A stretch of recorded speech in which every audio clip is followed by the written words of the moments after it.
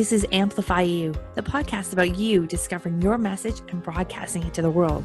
If you're a coach, author, or speaker, you'll want to tune in. If you're looking for the best return on your time investment to get your message out to the world in a bigger way, we're giving you full access and behind the scenes look of how we're running our podcast, how our clients have found success, and what you can do to launch your podcast today.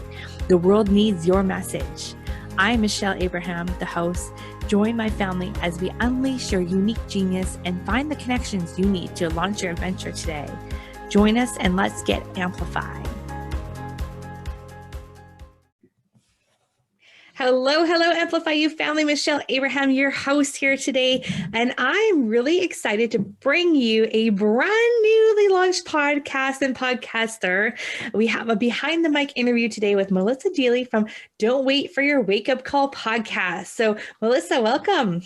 Thank you so much for having me. You're welcome. So Amplify You, let me tell you a little bit about Melissa. She is an integrative health practitioner all the way from Whistler, BC. And we have had so much fun working on her podcast. She came through our Launch Your Podcast program in January. And now here we are with a brand newly launched podcast. So Melissa, let's dive right in and talk about your show. What's it all about? And how did you come up with this idea for your show? Well, the show is about bringing people information in how to be proactive in our health. As an integrative health practitioner going through all of my training over the last 4 or 5 years, I've really come to understand that there's so much about our health that is not made available to us through our education system or through public health. And you have to choose to go into a deeper area of study like I did in order to learn just really easy things that you can do to be improving your health. And I believe when we know better, we do better. And I also believe that because we don't know, we have these habits that are negatively impacting our health as we just all try to do the best we can in any given moment. And then later on down the road, we end up with some kind of diagnosis. And if you have that information up front and you can make a choice in how you want to, optimize your health now for longevity, who wouldn't want to do that, right? And so I feel like there's information being withheld from people that people might want to know. And so I have chosen to bring that to people because the reality is that our medical system is broken right now. And our pharmaceutical industry is all about optimizing shareholder profit, not human health. Mm-hmm. And on the holistic side of things, we really do want to optimize human health, but people need to first know that those options are available to them. And there are so many people struggling to get answers to whatever diagnosis they've been given, or are frustrated by the fact they've been told they have to take a drug for the rest of their life. Yeah, not the answer you want to have, right? And to have yourself equipped with this knowledge way earlier in a preventative manner is going to be so much more valuable to your health. Like as the quote behind you says, health isn't everything, but without it, it's nothing. And that's rings so true for everyone out there. Now, Melissa, your topic that you're kind of like a whistleblower in your space at the moment. So how do you feel about that topic? Are you afraid of stepping up and saying those things against the pharmaceutical companies and about our medical system right now? Or how are you feeling about that? I don't necessarily call myself a whistleblower. And it's funny because I've never been a particularly rebellious person. But what I landed on this past year is that I am a disruptor. And I feel good about that. Good. Because I just feel that people need to know. There is so much going on in the interest of money and profit that truly is negatively impacting the access we have to knowledge around health. For instance, Big Pharma is paying professors at medical schools, funding medical schools, the building of medical schools at universities, etc., paying the professors. And so when people go to medical school, they go with the mindset of wanting to help people. And it's all coming from the right perspective, but they are only taught about using pharmaceutical drugs as the way to heal because that's what Big Pharma wants them to learn. Right. And in many, many cases at medical schools, they're not getting any nutrition classes, or maybe 1 hour, or maybe one course in all of their years of medical study. And so they come out knowing Big Pharma and knowing that that's how they need to help people heal, but without even having access to the whole other realm of healing modalities, which is looking at the whole being, looking at our lifestyle, looking at food as medicine, looking at exercise, looking at gut health, brain health, etc., looking at stress levels, looking at sleep. And how often have people been told by their medical doctor, I had someone tell me this recently, they were just diagnosed with type 2 diabetes and asked their doctor, well, if I change my diet, I can reverse this, right? And the doctor said, no, food has nothing to do with it, which is so wrong. And the problem is that doctor simply doesn't know because they weren't taught that because they were only taught one Band-Aid way. And I'm not saying I know everything either. None of us can know everything. Yeah. But I do want to show people there is another way. And I also love to let people know that you know your own body best. So if you ever go to a doctor feeling like something is wrong and you're looking for help in getting to the root cause of what's going on, and you're getting told nothing's wrong with you, then also get a second opinion, because I have different labs available to me through functional medicine than what mainstream medical doctors are allowed, because Big Pharma blocks them having access, because my labs show people what's truly going on inside their body so we can get to root cause, and we can then offer protocols to bring the body back into balance and truly heal. That's not in the interest of Big Pharma. Oh my gosh. It's just so sad to even think about that. Just the amount of information that's being blocked and the amount of, milk does a body good is not even the tip of the iceberg. Right? There's just so much information out there that's just being misused.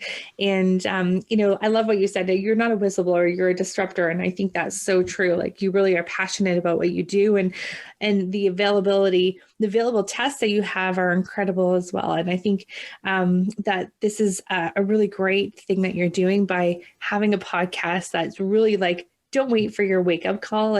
Let's look at what's happening now. And as being someone who has been a client of yours and currently a client of yours, I know what you do, Melissa, is it works, and it is so helpful and so needed to so many people today. So what are some things that you hope the podcast is going to do for your business and to help, and to who it's going to attract and help?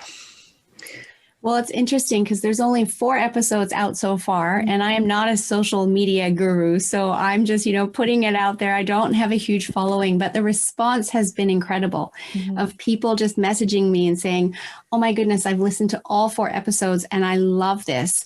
And really, it's about speaking the truth. It's about giving people actionable tips that they can take away after listening to that podcast. And if that is a topic where they might, need to focus on, for instance, I just did a couple on sleep, that there's actionable steps that they can take to be improving their sleep, and not just for them, but for their family and their loved ones as well. And once we have this knowledge, we have this knowledge for life as well.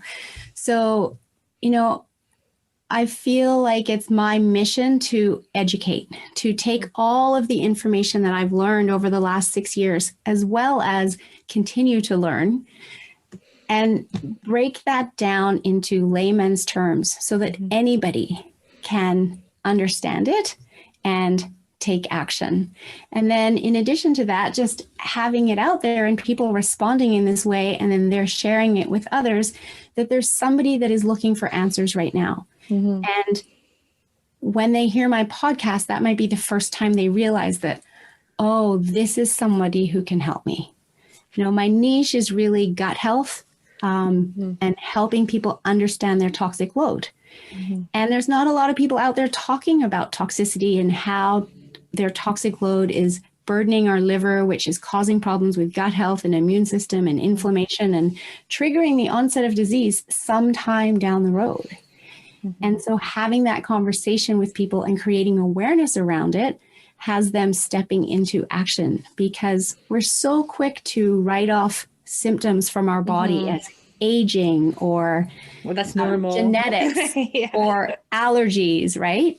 And when people take my toxic load quiz, it's kind of an aha, like, oh my goodness, yes, I have all of these symptoms. And you mean I can actually do something about it? I don't have to just accept this as normal, as you say.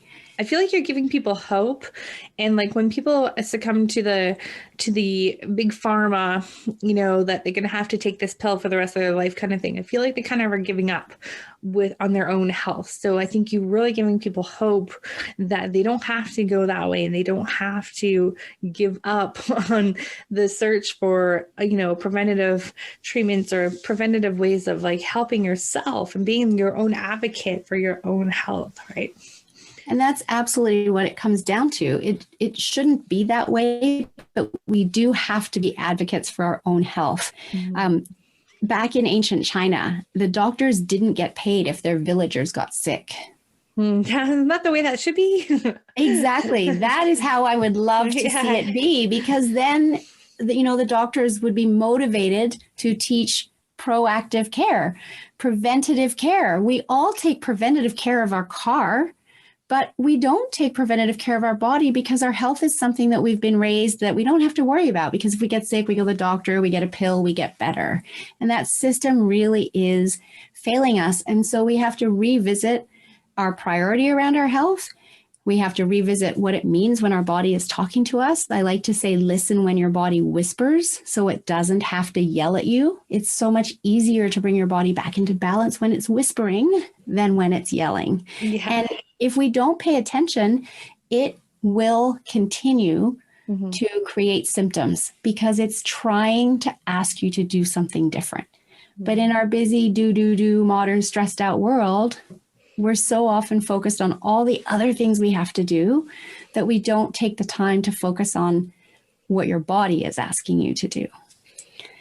And so this mindset shift around our health is really critical, because when we do prioritize our health and we do listen to our body, guess what? We get to live with energy and vitality and get rid of brain fog and have more mental focus and be able to get more done in less time. And truly enjoy life and build a business, earn an income, raise a family, and live our purpose and passion. I love that. So Melissa, you are also wanting to be a guest on the show. So what kind of guests are you looking for on your show, and what kind of shows are you looking for to be a guest on your podcasting journey here? Yeah. So on my show, what I've been doing so far, I've got themes going. Like I said, I've talked about sleep. I've talked about detoxing. The next 4 episodes are going to be around food and food as medicine. And so the guests that I have are either clients that have worked with me that have really inspirational stories that can give other people hope, as you said. I recently had a guest on who, prior to doing my detox, was struggling with sleep, struggling with menopause, and in her own words said, I was a ghost of myself, which she didn't realize until after she completed the detox and regained her energy and started sleeping again, and realized, oh my goodness, how she was barely functioning prior to that detox. So there's many other women struggling with symptoms like hers. And so hopefully that is an inspirational episode for them in having this client tell her story. But I also want to be bringing other holistic practitioners onto the show to talk about their work and what they offer, so that people realize there's this whole world of other healing modalities out there that are available to them. And hopefully, you know, some of the listeners will be like, oh, that's exactly what I need, and I didn't know that existed. And they can reach out and learn more. Awesome. I love that. In terms of shows that I'd like to be on, I have been on many, many shows. You've been on a lot lately. I love doing podcast interviews. And honestly, when health is your priority, health can be talked about on any podcasts. So I've been on business podcasts. I've been on, fun lifestyle podcasts. Parenting podcasts. Exactly. So, I can be on any podcast if the podcast host is open to the importance of health and wanting to bring that message to their audience. Love it. Such an easy topic to talk about on shows because it relates to everything that we do, doesn't it? It absolutely does. Yeah, that's awesome. So now this is your second week into launching your show. How does it feel? What was the process like for you to kind of give birth to this show? You know what? I've absolutely loved it. Although you will remember that in the fall, it was my mindset to have to launch in the fall. And that wasn't sitting well with me. And I had to write to you and say, you know what? It's just not happening right now.